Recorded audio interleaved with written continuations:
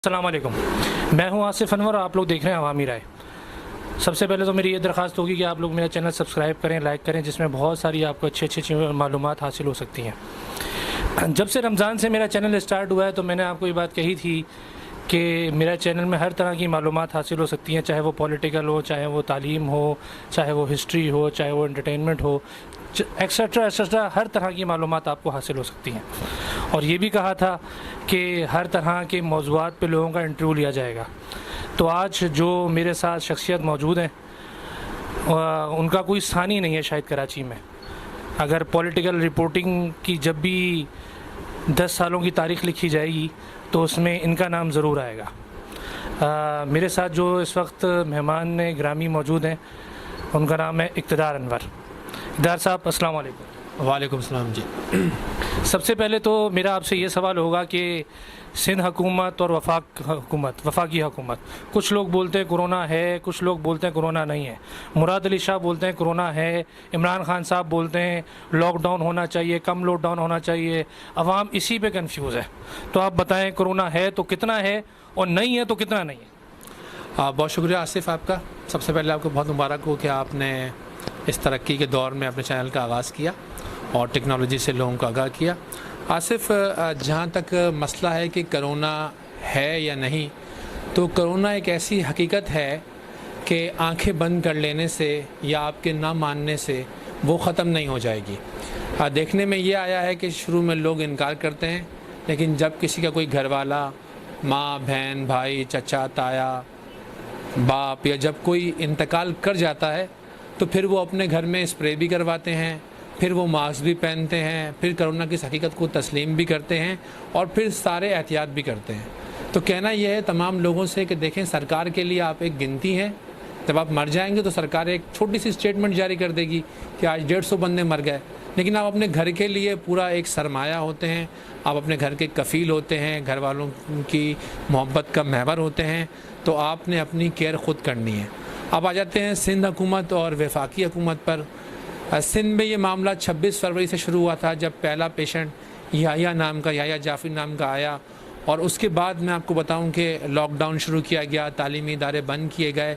शायद ये वो टाइम था जब लोग बहुत ज़्यादा एहतियात भी करते थे, अज़ानें भी देते थे, बहुत सारे टोटकों पर अमल भी करते थे, लेकिन फिर आहिस्ता आहिस्ता जब चीज़ बढ़ जाती है तो वो मामूल के अंदर आ जाती है। शायद पाकिस्तानियों ने ये समझा कि रमज़ान में जो उन्हें रिलैक्स किया गया है कि ये करोना ख़त्म हो गया, लेकिन करोना ख़त्म नहीं हुआ। आजकल जो आप पेशेंट्स को देख रहे हैं, आजकल जो आप पेशेंट्स की तादाद बढ़ती हुई देख रहे हैं, ये उसी लॉकडाउन को ओपन करने का नतीजा है कि जो रमज़ान में किया गया। फिर लोगों ने 8 से 10 अरब रुपए की शॉपिंग भी की, फिर सारे मास्क उतार दिए। हालांकि हम कमरे में बैठे हैं इसलिए हमने मास्क उतारा, लेकिन आपने अभी भी ग्लव्स पहने हुए हैं। तो ये एहतियात लोगों ने करना छोड़ दी। अब रही बात वफाक और सिंध की, तो कह सकते हैं कि सिंध हुकूमत ने वो है ना कि वो मार्केटिंग एक इस्तेलाह है कि आपने इस कदर बेचना है चीज़ों को कि लोग आपकी बातों को यकीन करने लगें। तो आपने करना 5% है, बेचना 95% है। अच्छा, खान साहब चूँकि खिलाड़ी हैं, खान साहब चूँकि वो हर किस्म के बॉलर को तब्दील करके देख रहे हैं कि जनाब हो सकता है कि कोई बॉलर जो है ना वो इस टाइम विकेट ले ले, इस पार्टनरशिप को तोड़ दे। तो दोनों ही हुकूमतें जो हैं वो अपने अपने तय कोशिशें कर रही हैं, लेकिन इसमें सौदा ज़्यादा बेचा जा रहा है, काम कम हो रहा है। बहुत बहुत शुक्रिया इक़्तिदार साहब। लेकिन मेरा दूसरा सवाल आपसे ये होगा, तो यानी कि आपका कहने का मकसद ये है कि इमरान खान साहब सिर्फ बातें कर रहे हैं और मुराद अली शाह अपनी मार्केटिंग कर रहे हैं, काम दोनों में से कोई नहीं कर रहा। देखिए, इमरान खान साहब के साथ प्रॉब्लम यह है कि जिस तरह उनको, चूँकि वो वज़ीर आज़म है, जिस तरह उनको रोज़ाना की बुनियाद पर रिपोर्ट दी जाती है, जिस तरह उनको बताया जाता है, वो उस रिपोर्ट की रोशनी में एक प्रेस रिलीज़ पढ़ देते हैं। जिस तरह आपने देखा अभी पिछले दिनों वो कराची आए थे, कराची के दौरे पर आए थे, तो मेरा एक ऐसे आम शहरी ख्याल था कि वो सिविल अस्पताल जाएंगे, वो डॉक्टरों को बुला के पूछेंगे, वो डाउ मेडिकल जाएंगे, वो इंडस के इंचार्ज को बुला के पूछेंगे, आगा खान की टीम से बुलाकर पूछेंगे कि हाँ भाई कोरोना की क्या सूरत हाल है, लेकिन ऐसा कुछ नहीं हुआ। वो सियासी मुलाकातें करके चले गए। अब रहे नाम साईं का कि जो सिंध हुकूमत है उसकी 12 साल से हुकूमत है, हमने शुरू में बहुत दावे सुने कि जनाब वो जो टेस्ट की कैपेसिटी है वो 25,000 पहुँच जाएगी, लेकिन सुप्रीम कोर्ट में जो रिपोर्ट जमा कराई गई उसमें बताया गया कि सिंध में तो रोज़ाना 5,000 टेस्ट हो रहे हैं। फरवरी से ये मामला चला है, किसी अस्पताल को 5 करोड़ दे दिए, किसी को 20 करोड़ दे दिए, किसी को 50 करोड़ दे दिए, लेकिन वो दे दिए, लेकिन अब सूरत हाल ये है कि सिविल में, ओझा डाव में, इसके अलावा कोई सरकारी हॉस्पिटल नहीं है आपके पास। आप चले जाते हैं इंडस, आगा खान या दूसरे प्राइवेट अस्पताल, वो तो 10-10 लाख रुपए का आपसे एडवांस मांग रहे हैं। फिर अगर आप इंजेक्शन्स की बात करें, जो इंजेक्शन राइजोविन या रोसोफिन के नाम से जो 1,200 रुपये का मिल रहा था वो 1.5 लाख रुपए का मिल रहा है, जो अपट्रामा के नाम से मिल रहा था वो 6 लाख रुपए का मिल रहा है। तो अगर एक इंजेक्शन एक बंदे को दिन में 2 लगने हैं तो 6 लाख रुपए का इंजेक्शन पर आवर कौन खरीदेगा? या एक टाइम में लगाने के लिए 2.5 लाख रुपये, 1.5 लाख रुपए का इंजेक्शन तो कौन खरीदेगा? तो आपके ख्याल से सिंध हुकूमत और वफाकी हुकूमत के अंदर दोनों में से सही कौन है, या वो ज़्यादातर अवाम के करीब तरीन कौन है? देखें, सही तो देखें, बात यह है कि पाकिस्तान का जो हेल्थ इंफ्रास्ट्रक्चर है वही ठीक नहीं है। आपने एक मुर्दा घोड़े पे इतना बोझ डाल दिया है, अब आप सोचते हैं कि उसे लकड़ी की टांगे लगा के उठा के चला लेंगे। तो पाकिस्तान के में तो पहले ही जो हेल्थ इंफ्रास्ट्रक्चर वो बुरी तरीके से तबाह था।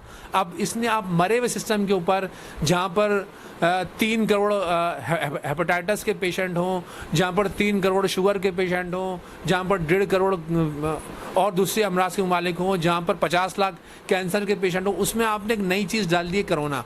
अब कोरोना की चीज़ में अब NICVD है, वो दिल का हॉस्पिटल है, वहाँ में कोरोना का इलाज नहीं होता, लेकिन अब डॉक्टर डरे में, वो कहते हैं जनाब जब तक आप कोरोना का टेस्ट करवा के नहीं आएंगे हम आपको दिल का चेकअप नहीं करेंगे। इस तरह डिलीवरीज की बात हो रही है, बच्चे तो पता जंग में भी होते हैं, अब वो उनको आखिर लोगों में प्राइवेट अस्पताल मना कर रहे हैं। तो हुकूमत की कमांड कहीं नज़र नहीं आ रही है। हुकूमत की दोनों हुकूमतें ऐलानात तो बहुत करती हैं, लगता है कि भाई अगर आप दोनों हुकूमतों के ऐलानात देखें या उनके आप दावे देखें तो लगता है पाकिस्तान तो पेरिस बन गया है, लेकिन हकीकत यह है कि पाकिस्तान कोरोना की जंग में अब 4थे नंबर पर आ गया है।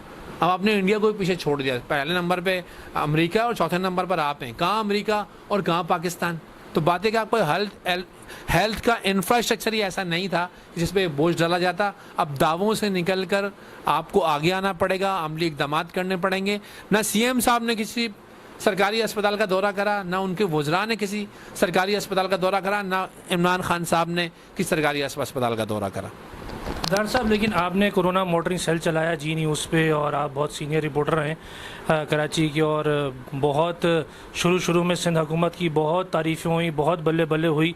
तो क्या वो सारी बल्ले बल्ले, वो सारी वाह वाह क्या सिर्फ मीडिया की हद तक थी, आवाम को कुछ नज़र नहीं आया?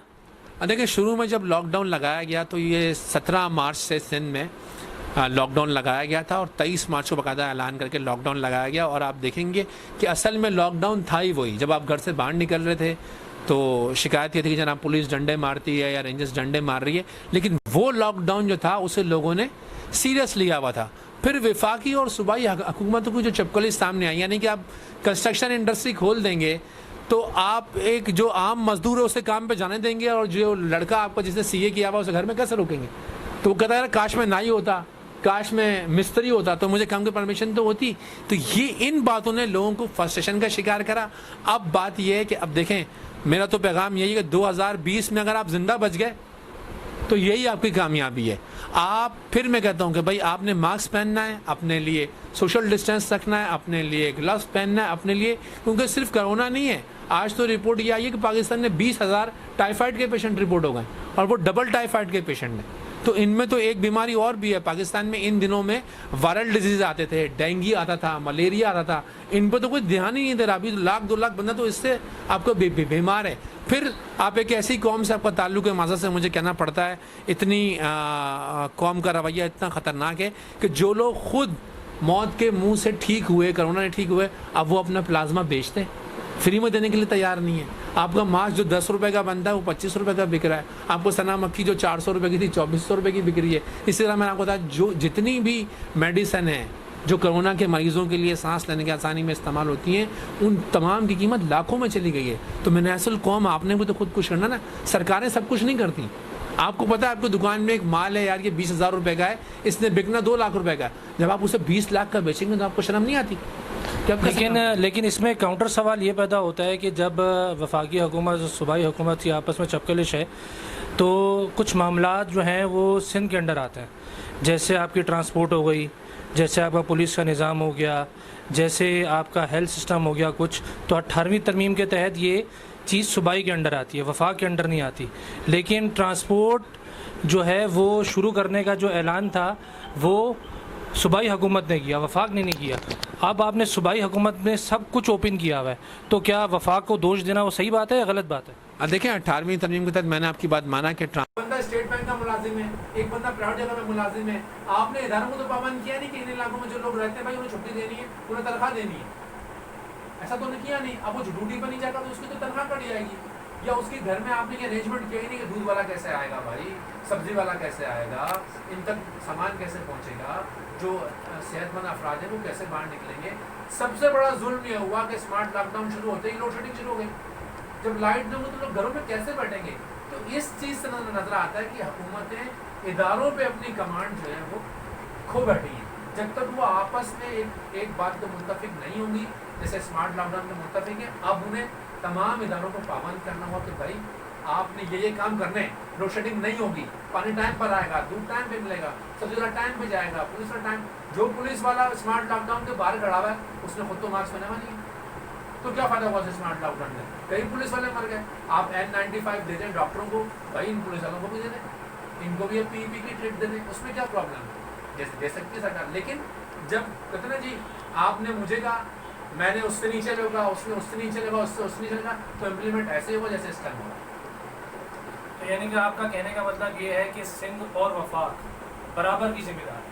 हाँ जी बिल्कुल, मैं कहता हूँ तमाम जो देखिए सूबाई और वफाकी हुकूमत में मेरी शुरू दिन से एक दिन से बात है, खान साहब बहुत अच्छा काम कर रहे हैं, खान साहब बहुत अच्छा काम कर रहे होंगे। लेकिन खान साहब ये सोचें कि वो फादर ऑफ द नेशन है, घर के बड़े ने बच्चों को साथ लेके चलना है। जब आप सिंध में आए और CM साहब से बगैर मिले चले गए तो ये तासुर कोई अच्छा नहीं है। मैं तो कहता हूँ आप सारे दारुल हुकूमत में जाइए, लाहौर में जाएँ डॉक्टरों को बुलाएं, कोयटा जाएँ डॉक्टरों को बुलाएं, पेशावर जाएँ डॉक्टरों को बुलाएं, कराची आएँ डॉक्टरों को बुलाएं, हुकूमतों को साथ लेके बैठे तो हम इस पर काबू कर सकते हैं।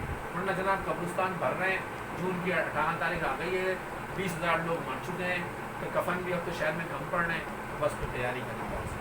बहुत बहुत शुक्रिया इक़रार अनवर साहब। आखिर में अगर आपको कोई मैसेज हो ऐसे सीनियर रिपोर्टर, सीनियर तजियाकार इन कराची, इन पाकिस्तान। देखिए मैं ये कहना चाहता हूँ तमाम लोगों से कि आपने अपनी हिफाजत जो है ना वो खुद करनी है। अगर आप खुद नहीं करेंगे तो कोई भी जो है ना वो आपका साथ नहीं देगा। मास्क पहनिए, ग्लव्स पहनिए, सोशल डिस्टेंस बरकरार रखिए, क्योंकि आप अपने घर वालों के लिए बहुत हैं। बहुत बहुत शुक्रिया, बहुत बहुत शुक्रिया। देखते रहिए अवामी राय।